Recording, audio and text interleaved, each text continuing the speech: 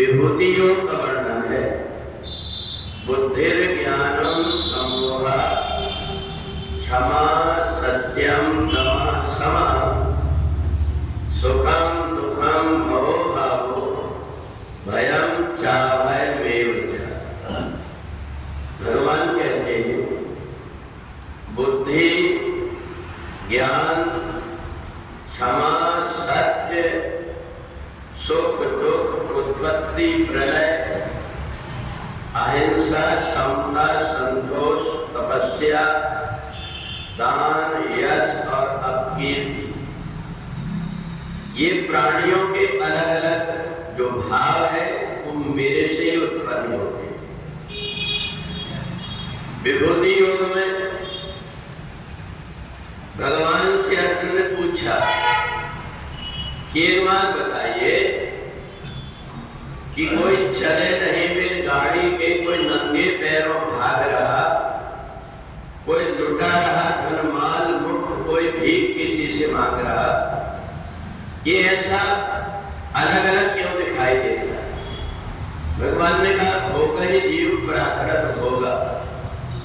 जिसने पहले दिया है उसने आज प्राप्त किया है। इसलिए ये जो जीवात्मा है ये जो कुछ भी कर्म करता है सूक्ष्म शरीर में उसकी वैसी वृत्ति बन जाती है।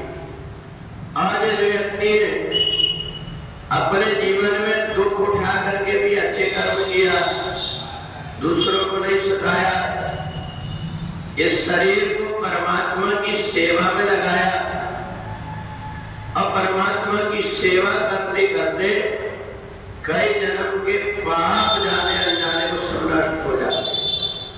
अब इसलिए जिस व्यक्ति का मन परोपकार में लग जाता, जिस व्यक्ति का मन सेवा में लग जाता, हर कोई नहीं कर पाता।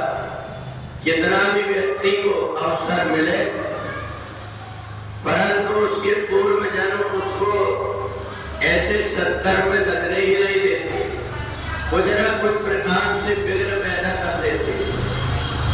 या तो उसकी बुद्धि भ्रमित हो जाती है या उसका शरीर साथ नहीं देता।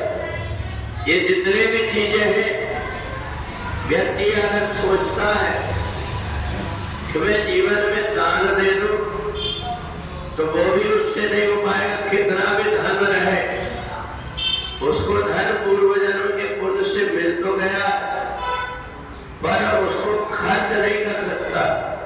इसलिए खर्च नहीं कर सकता उसके भाग्य में ये नहीं। और इसलिए जब तब भी व्यक्ति जब करने के लिए बैठता है तो माला को कर में फिरे, जिव्या फिरे उपमाए, मनवा उसका चौदस फिरे, उसका फेरत ना है। तो इसलिए जब भी व्यक्ति बैठता है उसके मन के अंदर कई प्रकार की उलझन आ जाती। एक व्यक्ति थोड़ा सा भी सत्कर्म करता है उसका जीवन परमात्मा से जुड़ जाता है। और एक व्यक्ति बहुत कोशिश करके भी अपने पूर्व जन्म के कर्म के कारण अच्छे कर्म कर ही नहीं पाता। इसलिए ऐसी बुद्धि, ऐसा ज्ञान, ऐसा उसका स्वभाव, ये सब पूर्व जन्म के कर्म के अनुसार ही होते। और इसलिए ऐसा कहा गया है कि एक जन्म में अगर हमारा कोई शरीर का अंग टूट गया तो दूसरे जन्म में फिर से अच्छा शरीर मिल जाता है। पर एक जन्म में हमारी बुद्धि बिगड़ गई, हमारा चरित्र बिगड़ गया तो हजारों जन्म तक के उसको फल भोगना पड़ता है।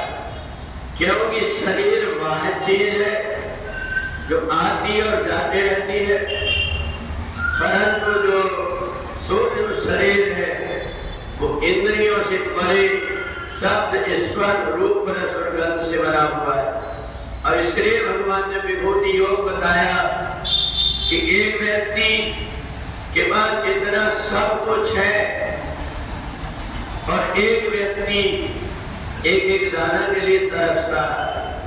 ये उसका अपना पहले जन्म का कर्म है। एक व्यक्ति की काया स्वस्थ है, एक व्यक्ति अनेक प्रकार के रोग से ग्रसित है, उसने शरीर का सदुपयोग पहले नहीं कर पाया, इसलिए उसको इस जन्म में भुगतना पड़ रहा है।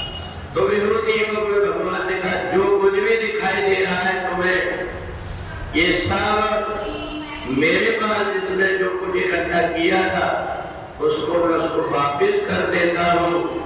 जिस प्रकार से बादल भाप उड़ा करके ले जा देते हैं और पानी बना करके वर्षा कर देते हैं, ऐसे जिसने भी जो कुछ पहले जन्म में किया हुआ है वही कर्म ब्याज समेत जोड़ करके मैं उसको वापिस कर देता हूँ। इसलिए जो कुछ भी मिल रहा है, किसी को यश मिल रहा है, सम्मान मिल रहा है, सुख मिल रहा है, दुख मिल रहा है, ये उसका पहले का जमा हुआ है जो उसको आज प्राप्त हो रहा है। और जो इन सब में अलग दिखाई देता है वही मेरी विभूति है, उसको मैंने इस योग बनाया हूँ ताकि वो और भी इस जन्म में आकर के कुछ अच्छे कर्म कर सके। बोलो वृंदावन बिहारी लाल की